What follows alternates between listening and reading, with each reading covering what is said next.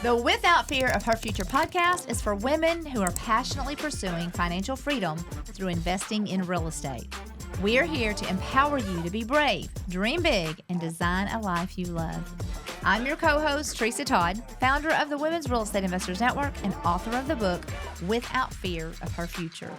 And I'm Melissa Baker, real estate investor and fitness coach specializing in turning properties from drab to fab. I'm here to help motivate and inspire you to build your dream life because, girl, you deserve it.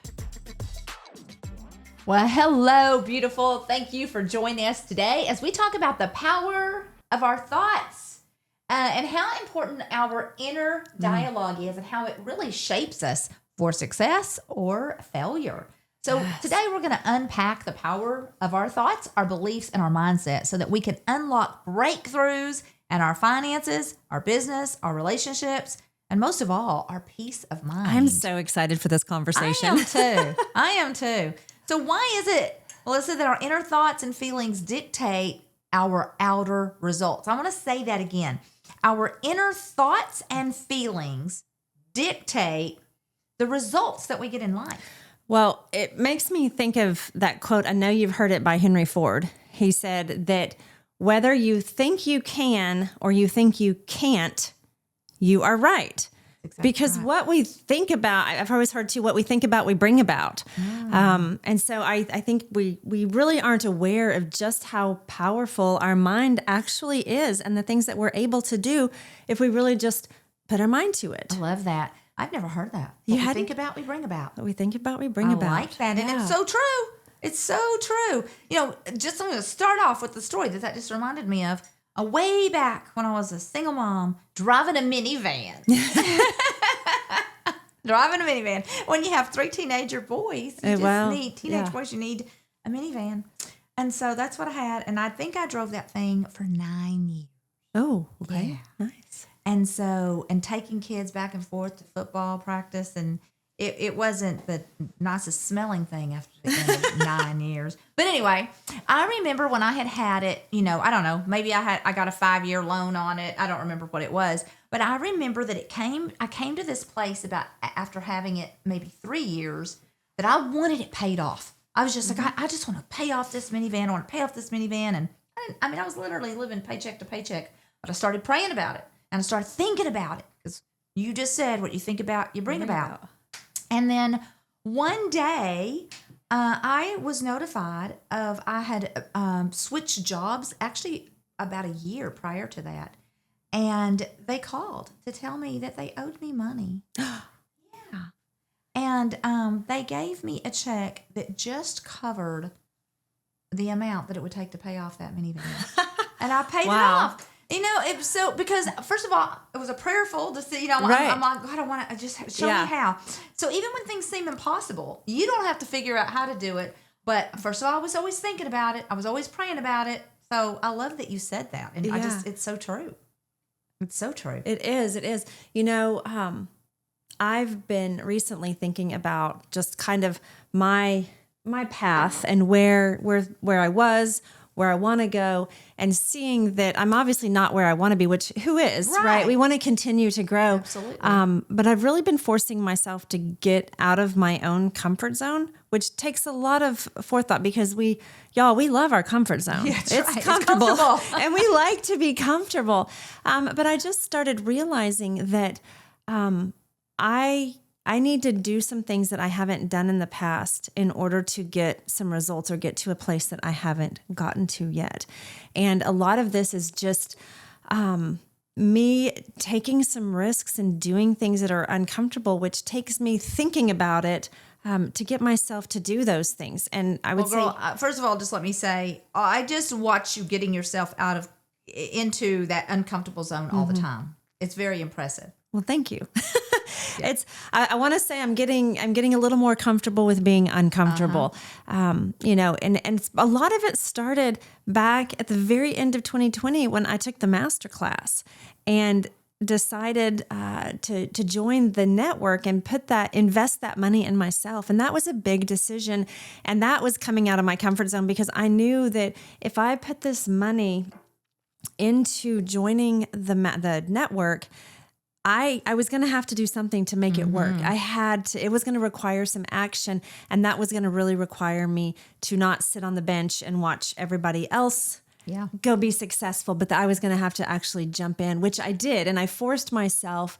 I can remember, and I think I've told you this story on one of our mentoring calls early on. I want to say it was probably the first week in January of 2021. I had been in the network literally 10 minutes and we were on a mentoring call, and you were talking about partnering and JVing. And I just in the comments, put a little, like I would love to JV with someone. And, just that in and of itself, believe it or not, ladies, that was me getting out of my comfort zone to comment on something. Again, I'm one I'd sit out the sidelines and just watch. And I knew I couldn't. So I put that little comment, and that comment led to another girl reaching out to me saying, I want to JV with someone.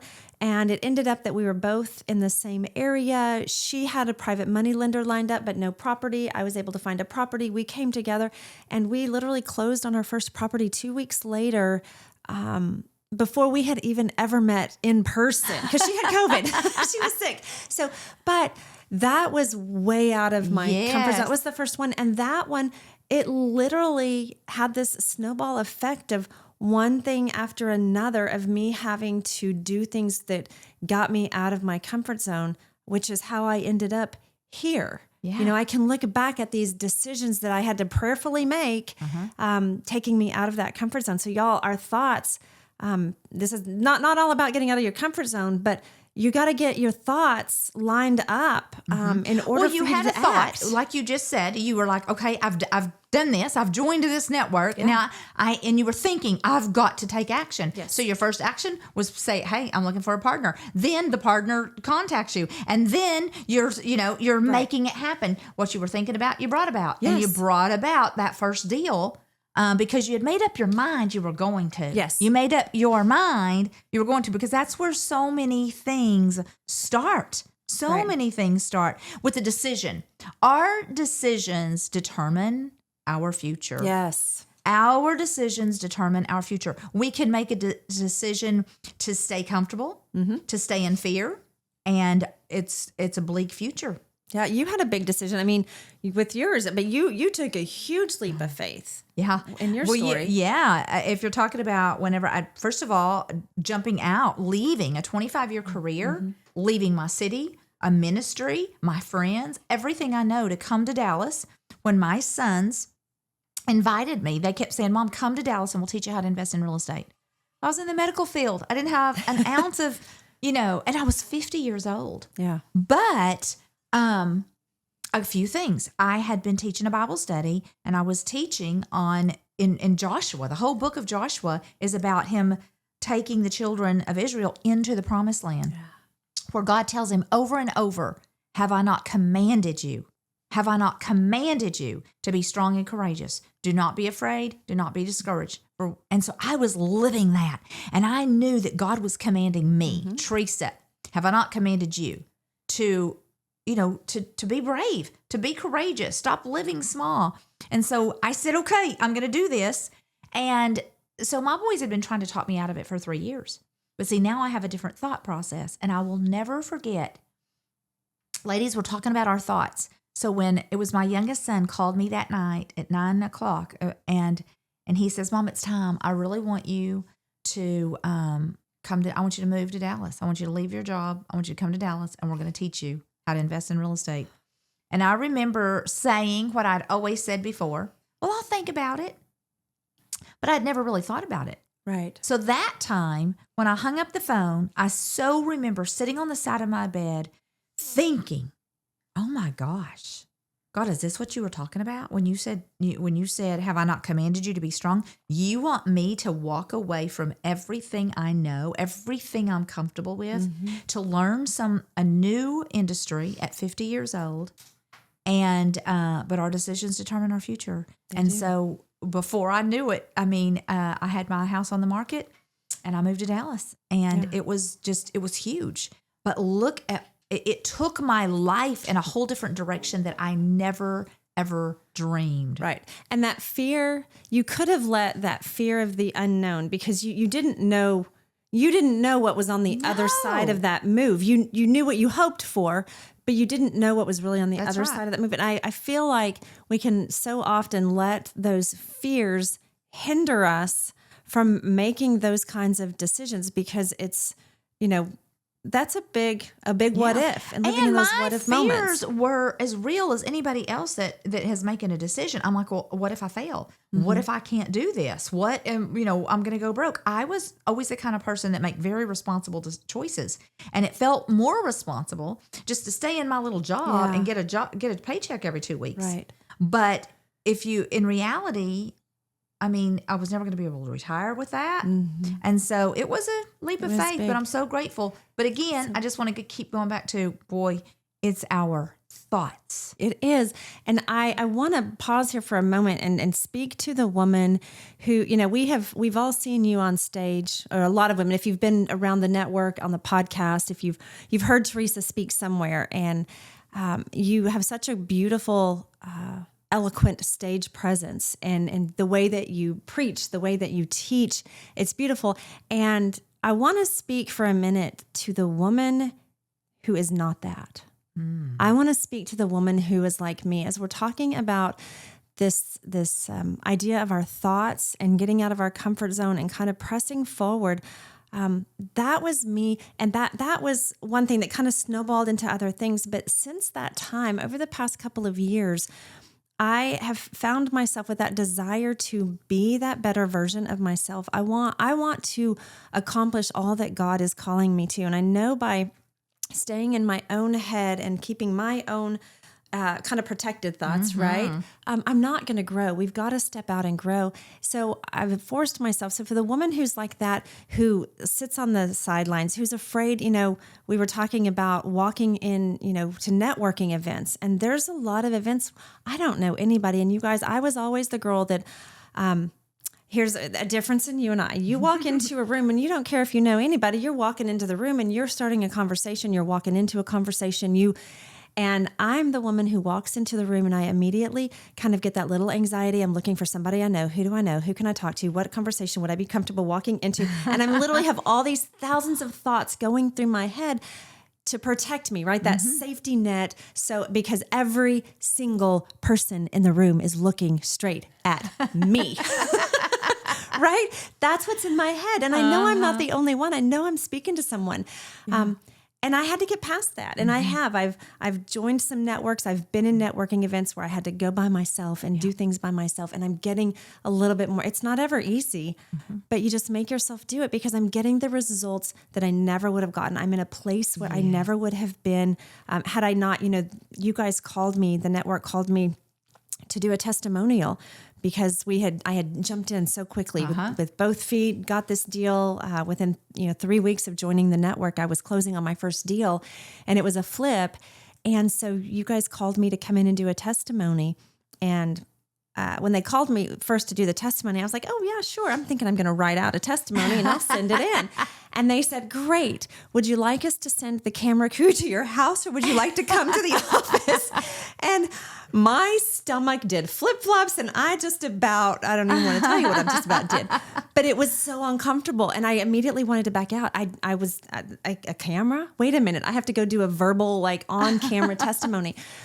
And I forced myself to say yes and to do it. And I was so nervous that day just because it's not something I've ever done. I'm the girl that, in class when we just have to say our name, I'm because it's just because I have to speak out loud. It's who I used to be. Yeah.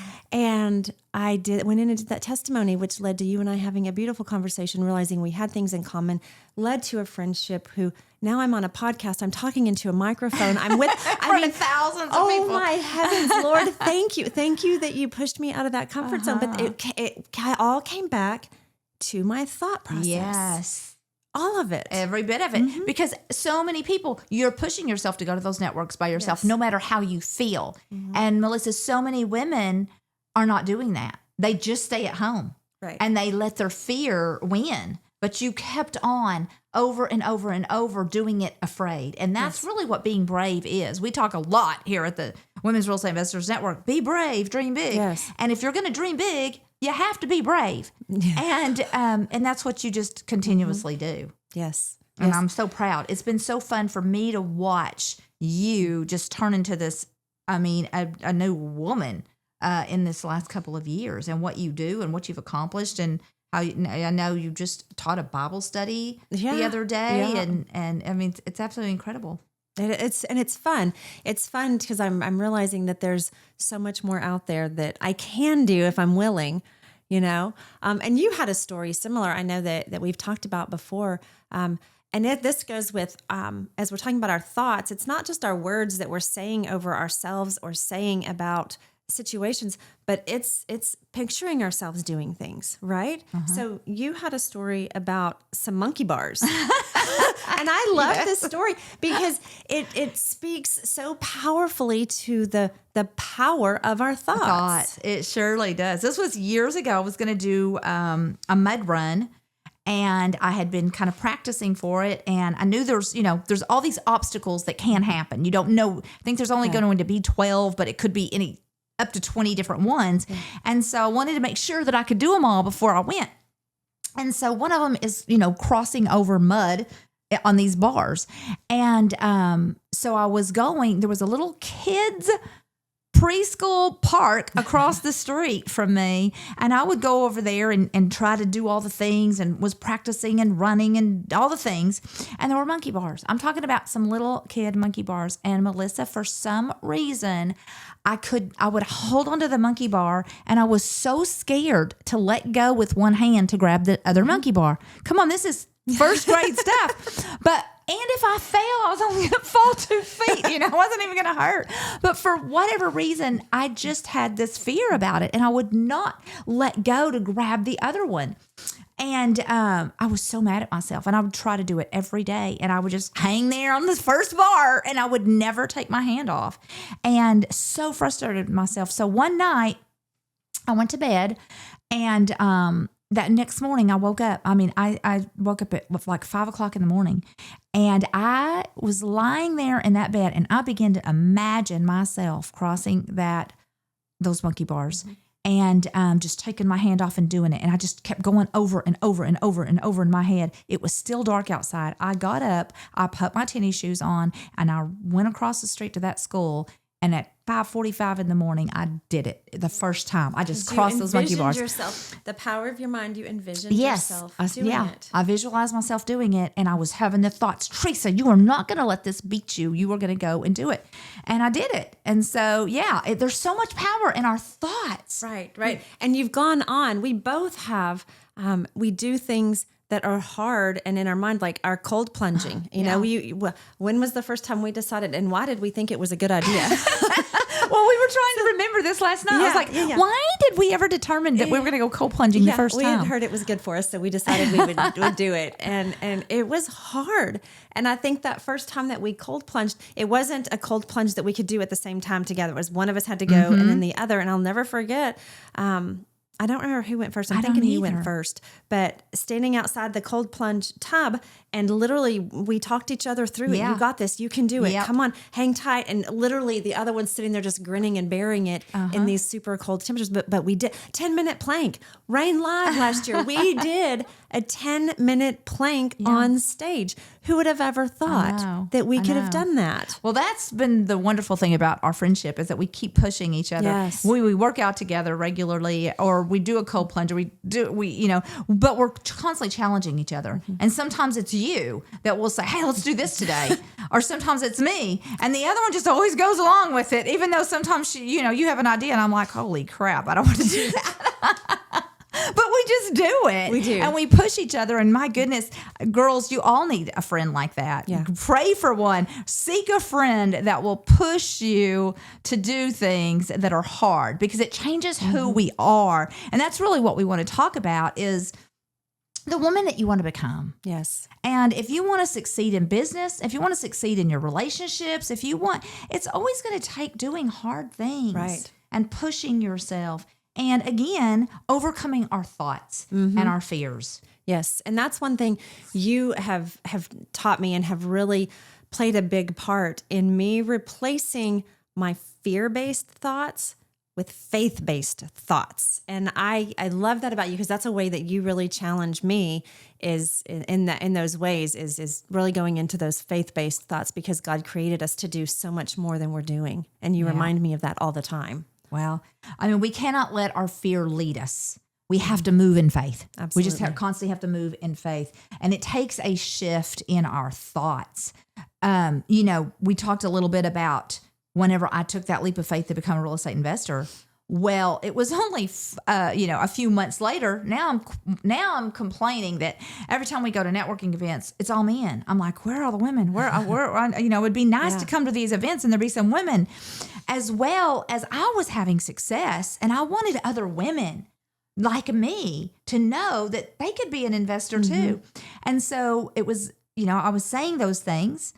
Remember, what you think about, you bring about. So as I was thinking those things and saying those things, it was my oldest son this time that calls me, and he's like, Mom, I've been thinking, why don't you just start something for women? And you can teach them how to invest in real estate. And again, my thought was, I will someday. And they're like, no, now. So now all my boys chimed in. No, why don't you just do it now? And I only had 14 months experience myself, which is crazy. Yeah.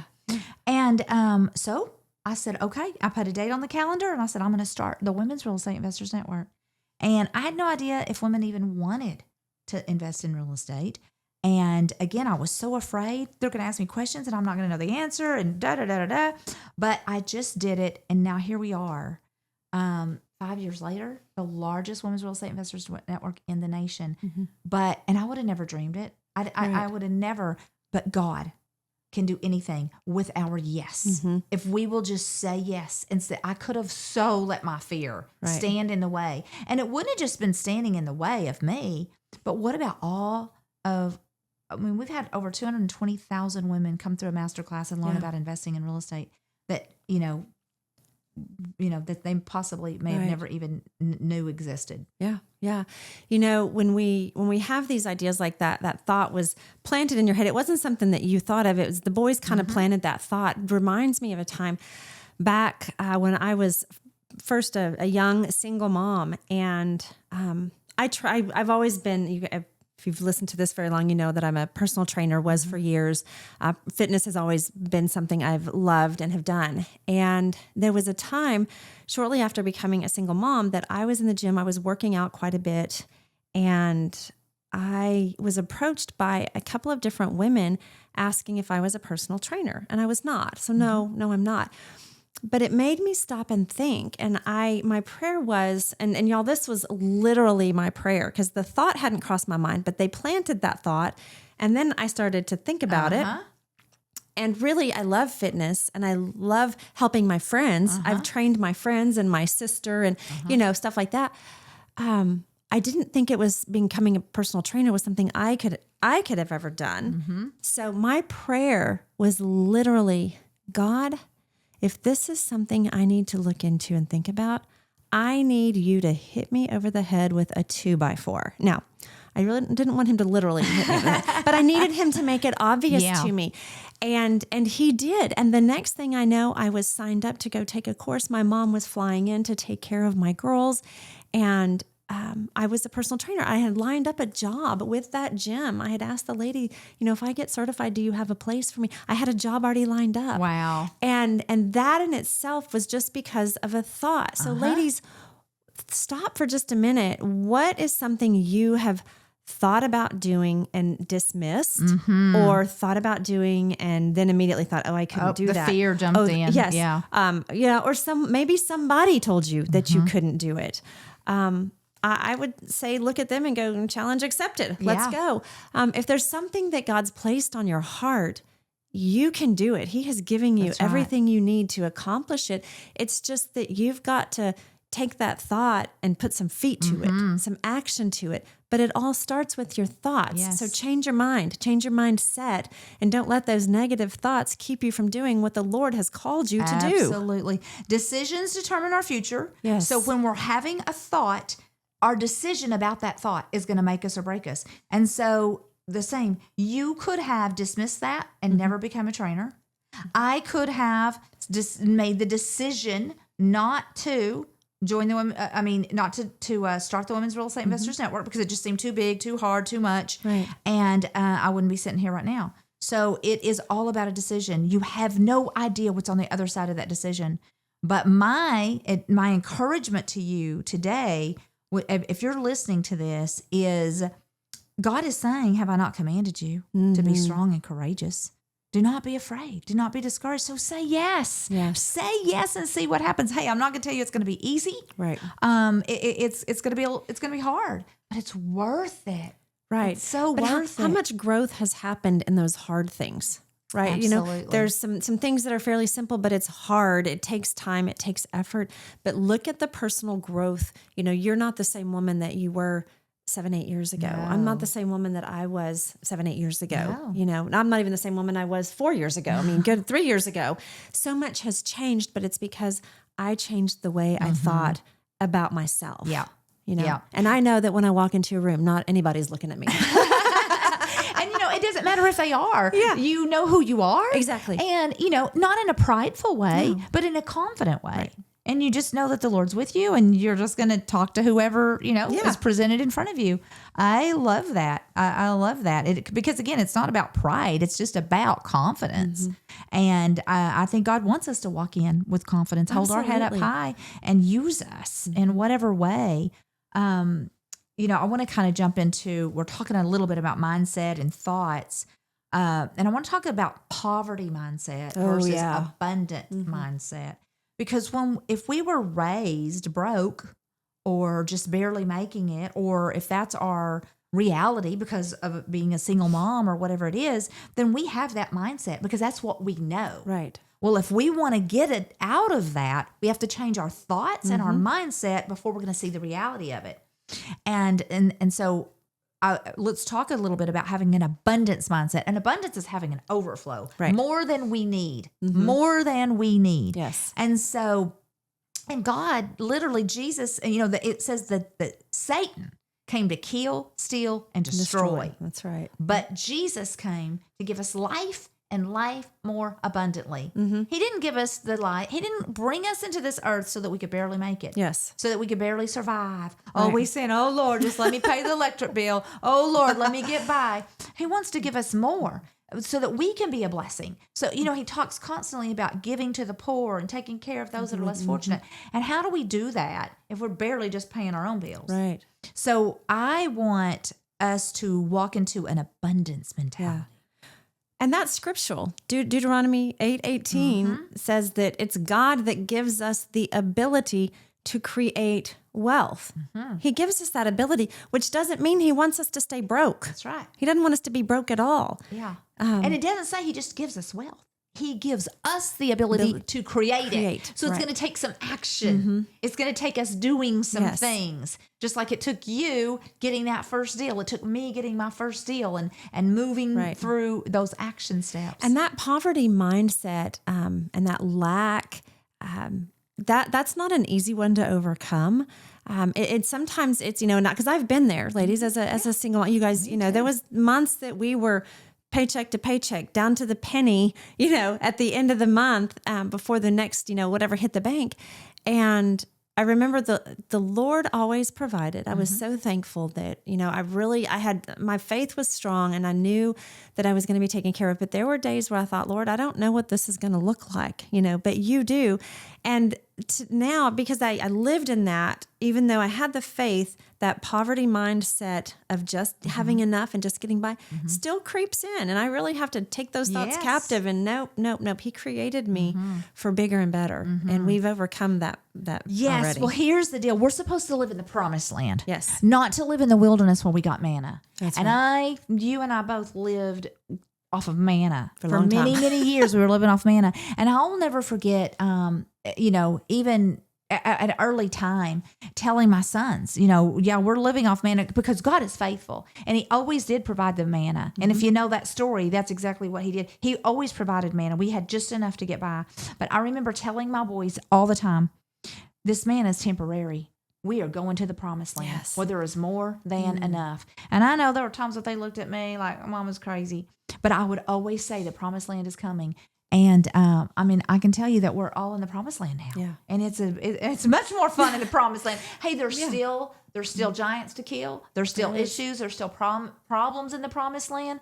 But I'll tell you what, that's where we live so that we can be a blessing to others. And I just believe, if you're listening today, that God is calling you into the promised land. Yes. You don't have to keep living on manna, just barely making it, but it's going to take you walking in faith, and it's going to be it's you taking action. Yeah. The land of milk and honey, baby. Yeah, it's there for us. And that's what, keep reminding yourself that what you think about, you bring about. So, you know, if the bills are hard to pay right now, don't dwell on it. Don't dwell on what you don't have. Look at what you do have and grow from there. Continue to grow, you know, do the reading, get the personal development stuff, get into the word, read the promises of God, what he has for us, and put those into your mind and think on those things. He tells us to think on those things, the things that are good. The things that are lovely, to keep those in our mind. And he tells us to do that for a reason. That's right. Because what we think about, we bring about, ladies. Absolutely. Absolutely. And, you know, so many times we don't have the confidence, like you were talking about, not having the confidence to walk into a room. And, you know, here's the deal. Confidence comes after taking action. Yes. After. See, you walked into the room not confident over and over and over. And now you can walk in and own the room. Yes. Because you've done it so many times. But if you were still on the other side of it, never walking in the room, you were never going to gain the confidence. Right. So your confidence is going. So I'm talking to somebody, I feel like, and you're listening, and you're like, well, when I get the confidence, or I gotta work up the confidence, or someday. Well, today is the someday. Yes. Whatever it is, I want you to take the action. And once you take that action over and over and over, you get good at it, and the confidence comes. And you know what? Now you're over that fear. And now you got a new fear to work on, because that's just the way it is. Yep. But it's fun. But you're right with taking action. And we were just talking about this last night with the miracles in the Bible. The miracles didn't just happen. I mean, there's some that probably did. Yeah. Yes. I'm not going to say every miracle required action, but we were realizing how many miracles there were in the Bible that actually required someone to take action. Yes. Right? The guy that was paralyzed, take up your mat. That's all he said. Take up your mat. He'd been laying there for a while. I mean, 37 years. Years. Yes. And then Jesus, Jesus says, well, just take up your mat. Take up your mat. Yeah. What if he hadn't taken? He could have said, "I can't. I'm paralyzed." I can't. And Jesus would have said, "Okay." I mean, Jesus. Would he walk on by? Yeah. But it required him taking action. Yeah. And all of a sudden, he was able to take up his mat and walk. It changed his life. And the woman with the blood disorder, she'd had it for years and years and years, and she just reached out and touched the hem of his garment, just touching. She had enough faith that just reaching out and touching it gave her the miracle that she had been longing for, right? But she had. What if she was too afraid to get through the crowd? She wasn't supposed to be in the crowd. That's right. She was kind of like an outcast because of the issue of blood. Right. Yeah. The loaves and the fish, feeding the crowd, the 5,000, they had to start passing out. Here they've got just this little tiny meager bit. And he says, start feeding this crowd of people. They had to have been thinking, how, Lord, where's this? Yeah. How are we going to make this? And as they fed the 5,000, it just kept multiplying and multiplying. But they had to start passing it out. Taking action. Faith requires action. Yes. Faith requires action. I'm reading a book called The Secret Place by Dana Piper, and I just read this one little sentence that she wrote, 2 sentences. It says, he turned beggars into believers by asking them to participate in their own miracle. Woo! Listen, girls, we've got to participate in our own miracle. Yes. And God wants to perform a miracle for you. He wants to bless you. He wants you to create wealth, but you've got to put on your big girl panties. And what do they go with? Our faith pants. There we go. That's right. We got to put on our faith pants and our big girl panties. We got to take action and then let God bless the action that we take. Yes, but it all starts with a thought. That's right. It's all in our minds. Yeah. So good. Yeah. Well, I hope this encourages you to think about your thoughts. And isn't that a kind of a funny sentence in itself? Think about your thoughts. Yes. And how much power they have over your future. You can truly live without fear of your future when you are, walking in faith and trusting. I'm going to tell one more story and then we'll end this. Just the other day, we were talking about making prayerful decisions. Yes. Prayerful decisions. And So I had a big decision to make, and this was just 2 days ago. Okay. A really big opportunity, came my way, and so I prayed about it. I was like, Lord, what do I do? And I literally said, now, Lord, if this is something that I'm supposed to fight for and take a hold of this opportunity, then I'll fight for it. I'm going to go after it. But if you tell me to let it go, I'm going to let it go. Okay. And usually I'm fighting for the things that I want. That's my nature now, is just to go for the thing. But on this specific thing, I just knew. I was like, nope, I'm going to let it go. And so I made the decision to let it go. And but the most fun thing is that next morning when I woke up, it was probably about 20 minutes I'd been awake before I remembered that I'd made that decision the day before. And the minute that I remembered it, there was so much peace. I was like, oh, I made the right decision. God, I'm so grateful. Mm-hmm. And so even though we're telling you to take action and all of the things, make prayerful decisions. Yes. Ask the Lord, is it your will? Do you want me to step into this opportunity? Or is this an opportunity? I usually am one that jumps at every opportunity because I believe that most opportunities God brings. But you jump with a big prayer. Yes. Lord, not my will, but your will be done. Yes. But most of the time it's a yes from God. I've found most of the time God is saying, go for it, girl. I got your back. I love that. It's important that we take those thoughts captive and we line them up with what he has in his word. And he's got great things for us. Yep. Well, thanks for hanging out with us today. This was great. Yeah. Gosh, this was good. Well, we bless you. Dream big. Yes. And be brave. Listeners, if you're aiming for financial freedom, dreaming of designing a life you absolutely love, or just curious about how real estate can transform your future, you're in the right place. Yes, ladies, if that sounds like what you want, our masterclass is the key. It's easy to understand, super straightforward, and packed with all the secrets you need to start investing in real estate confidently and successfully. Why wait to build your dream future? Join us and let us make your dreams a stunning reality. Just click the masterclass link in the notes below. And we can't wait to begin this journey with you.